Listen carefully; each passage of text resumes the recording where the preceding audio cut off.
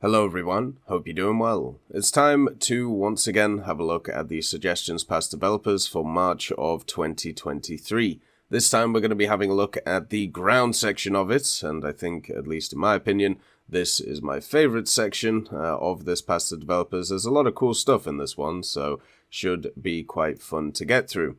As always, if you enjoy the content, make sure to subscribe to the channel. Let's get into it.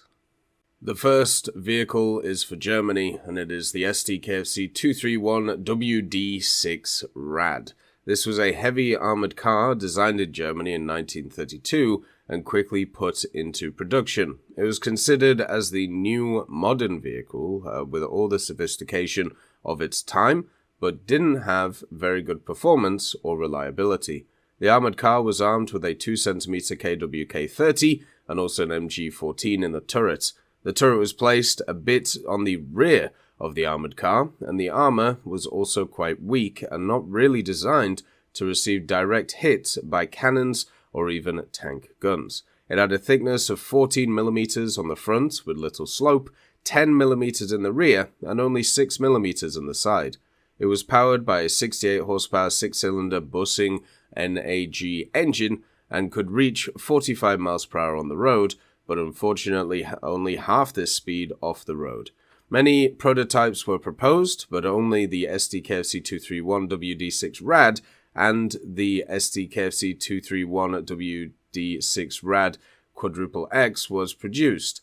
This was the same vehicle, the Quadruple X, but it had a radio for a command post. The next vehicle is for Russia, and it is the Object 277. Following the end of the Second World War, the Soviet Union had gained a lot of experience with heavy tanks and their use. The Allies had seen Germany's heavy tanks, and now the Soviets began fielding the IS-3, which at the time sent a shiver down the spine of the Western Allies. Also in development were the IS-4 and also IS-7, built to withstand even the most powerful of German guns. All was not as it seemed, however. While heavy tanks were a powerful psychological weapon and forced on the battlefield, they weren't always so practical. During the push towards Berlin, IS-2s were often outpaced by the more mobile T-34s, and being much heavier, the IS tanks had their share of mechanical issues. This didn't stop the Soviets, though, as the heavy tank was an important part of the Red Army at the time. The T-10 entered service in 1953, and even then, the heavy tank was slowly beginning to become a thing of the past. Although the heavy tank was beginning to see its day, around 1956, GBTU, or the Soviet General Armor Directorate, issued an order for a new heavy tank to replace the T-10. A competition began between three teams, two at Kirov and one at Chelyabinsk.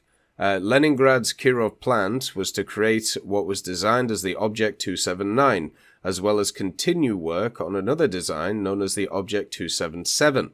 The designer of both would be the famous J. Yakotin, who had a major role in designing some of the KV tanks, the IS family, the T-10, the Su-152, and a number of other equipment and machinery.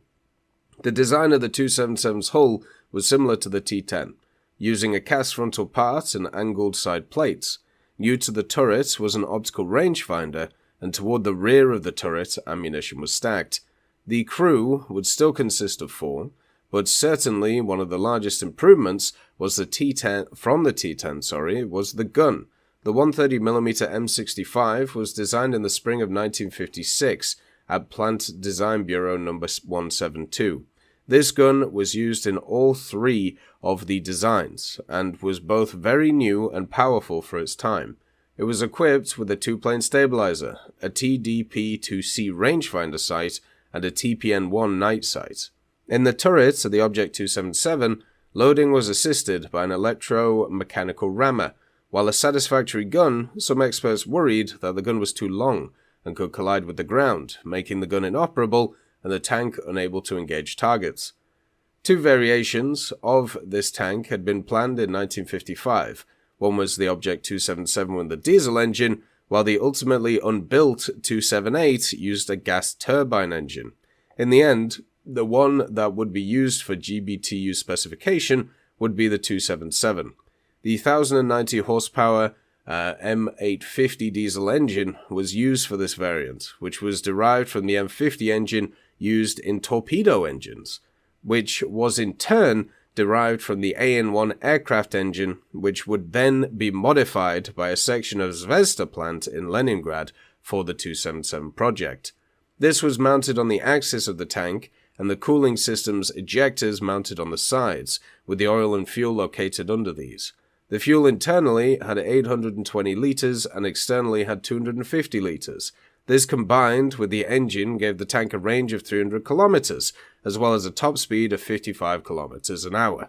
The engine and transmission were mounted as a single unit, with an 8-speed planetary transmission and ZK-type steering mechanism taken from the T10.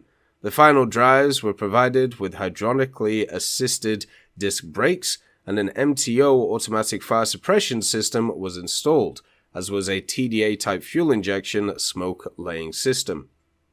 In 1958 and then 1959, 2 prototypes of the Object 277 were completely built. The first prototype was tested from the 7th of January 1959 to the 26th of February 1960. In addition of these 2 prototypes, a hull and turret were built for firing trials to test its armor.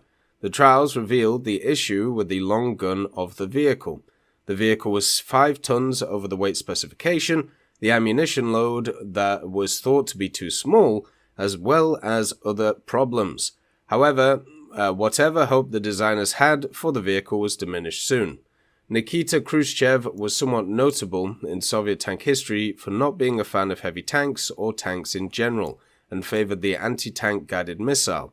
On the 19th of July 1960, the project was officially scrapped. It was a long time coming between the changing views of the Soviet army and the work needed for the tank to be produced.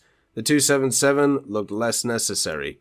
Khrushchev would reaffirm the decision at a meeting in Moscow in the same year that he wanted to complete the T-10M's production run and stop all development of heavy tank designs. This effectively ended the T-10 replacement program that had gone on for a few years, and at the same time ended an era of the heavy tank. Despite this, today, the 277, 279, and 770 remain at the Kubinka Tank Museum as some of the last heavy tanks ever created. For Japan, we have the Type 01 Light Anti-Tank Missile, or the Type 01 LMAT. This is a light anti-tank weapon that uses infrared image guidance system for anti-tank guided missiles, and it's capable of striking a target in either direct attack or top attack mode at a distance ranging from 1 to 2 kilometers. The warhead of the LMAT is tandem heat, the 2-stage warhead, making it possible to get through ERA, and also the launch tube integrated with the guided missile is disposable, and by changing the launch tube after shooting, up to 4 continuous shots per minute is actually possible. Compared to a recoilless rifle, there is less backblast after launch, so it's possible to shoot from a vehicle such as the Type 96 WAPC or LAV. There is a bunch of different vehicles which have this mounted, but it can also be shoulder mounted, or at least mounted for infantry. The Chinese get the Model 64, which is an interesting one because it's a Type 72 Euro 1.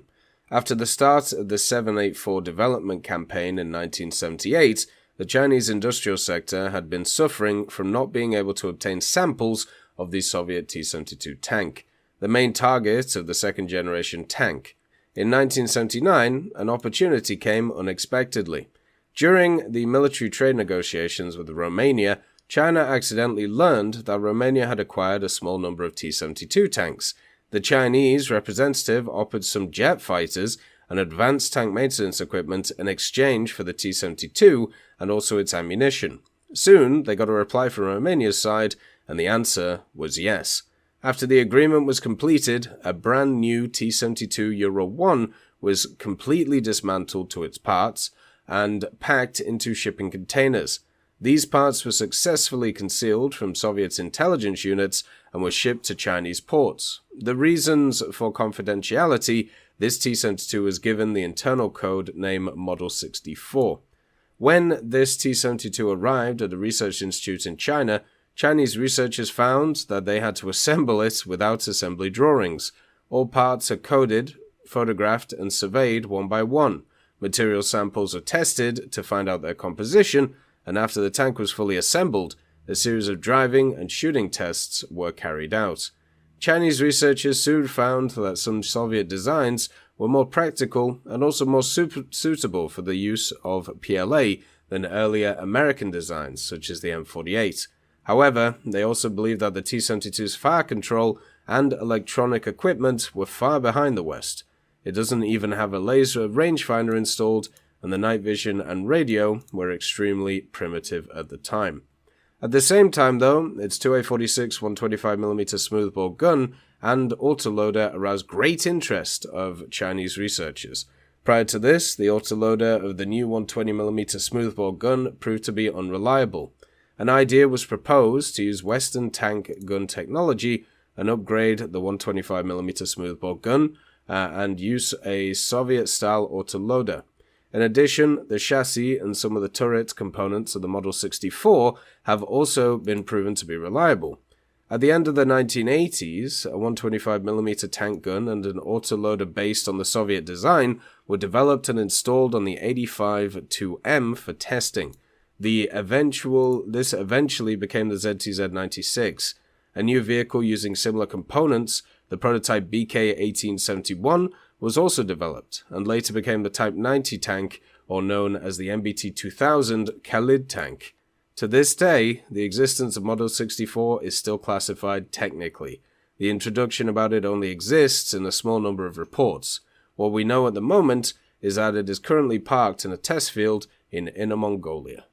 Italy gets a meme, the OTO-Melara R2.5 Gorgona. The Gorgona and the Caprea, which is the R3, were developed simultaneously in the early 1980s, sharing the same basic chassis and drivetrain in order to spread the cost of development between the two projects, and also ensure that neither needed to be successful enough to carry the weight of its entire development by itself. Compared to the R3, the R2.5 was a lighter vehicle, shaped more like a typical car, albeit a very blocky and angular one. Both were made from the same aluminium ballistic alloy, but the R2.5 was half as strongly armored, with sources disagreeing on whether it was 15mm or 20mm thick at maximum, whereas the R3's maximum was 33mm on some of the frontal slopes. The bulletproof glass on R2.5 seems to be slightly thicker than that of the R3, being 32 to 38mm thick compared to the Caprea's 30mm, but this makes sense due to how much larger the Gorgona's windows are. According to OTO-Melara, the glass was supposed to be ballistically equivalent to the aluminium hull, providing the vehicle with protection from 7.62mm projectiles but no higher. For a police vehicle, this would be sufficient, since few criminals are likely to have obtained heavy machine guns or cannons, but as a military vehicle, this is clearly insufficient for frontline combat, so its military applications would most likely be second-line security roles. Neither the R2.5 or R3 seems to have been particularly successful as export vehicles, but in addition to Italy's police and carabinieri, both Saudi Arabia and Oman are known to have ordered small numbers of the Gorgona, making it more widely adopted of the two. A further development of the R2.5 was an attempt to create a robotic vehicle, essentially an R2.5, where the entire vehicle was remotely controlled, not just the turret. But this ran into transmission issues that badly limited its speed and ultimately went nowhere. The idea of these vehicles is that you can mount a bunch of different weapon systems on it, but this specific one we're looking at would have the 12.7mm HMG, most likely the M2HB Browning. The next vehicle is the VBL Milan, which is produced by Panhard. This was a light armoured vehicle. It's a French-wheeled 4x4 all-terrain vehicle. The vehicle is offered in various configurations and was designed to combine the agility of the Peugeot VLTT liaison vehicle with adequate protection against small arms fire, artillery fragments, mines, and also MBC weapons. The VBL is fully amphibious and can swim at 5.4 kilometers an hour and also is air transportable by C-130, 160 or A400M. It was developed during the 80s and entered service in France in 1990, when it has a fuel consumption of 16 litres per 100 kilometres. The VBL has been used in many peacekeeping operations, notably in Bosnia, Lebanon, Somalia and Kosovo. In the 2000s and 2010s, the VBL has also been used by French forces on the Ivory Coast, Afghanistan and also in northern Mali. Due to the contribution of the French army to the Blue Helmets in Yugoslavia, the VBL was one of the ubiquitous sights in the siege of Sarajevo, earning it the nickname of Sarajevo Taxi. The Nigerian army used the Panhard VBL M11 during counterinsurgency operations in the Niger Delta, the Yos Plateau, as well as counterinsurgency operations in the north of the country in 2013. The army version carried a 50 BMG Browning HMG. The light armored vehicle is a weird vehicle of amphibious capacity that can autonomously carry out reconnaissance and infiltration mission and ensure the environment of the Charles Leclerc as a discovery and liaison vehicle. The VBL is designed to combine the agility of the VLTT with sufficient protection against light infantry weapons on the battlefield and NBC danger, and also exists in several versions. The specific one we're looking at today is the one which mounts a Milan on it, so it has a Milan launcher and also a 7.62mm. The CV90120-T is the next vehicle. It is a light tank designed in the mid-1990s by BAR Hägglunds. It was designed as a private venture to provide militaries a choice between a light tank that had the capabilities of a main battle tank or a significantly heavier main battle tank.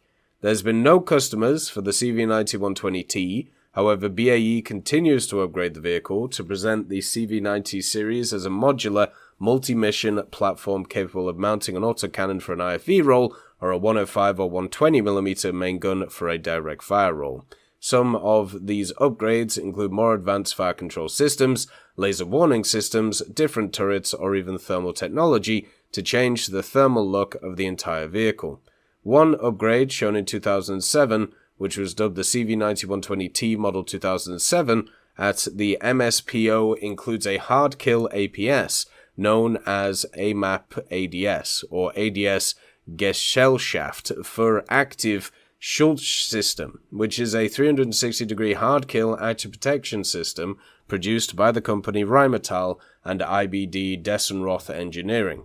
The system contains several IR sensors that sense incoming targets, and for every sensor features a discharger to engage the target with what is likely using a fine metal powder that can be discharged at the incoming target but fine enough that it will not injure personnel operating around the vehicle.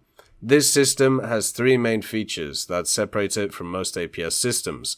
The first is that it is the fastest reacting system in the world, clocking in approximately 500 to 560 microseconds.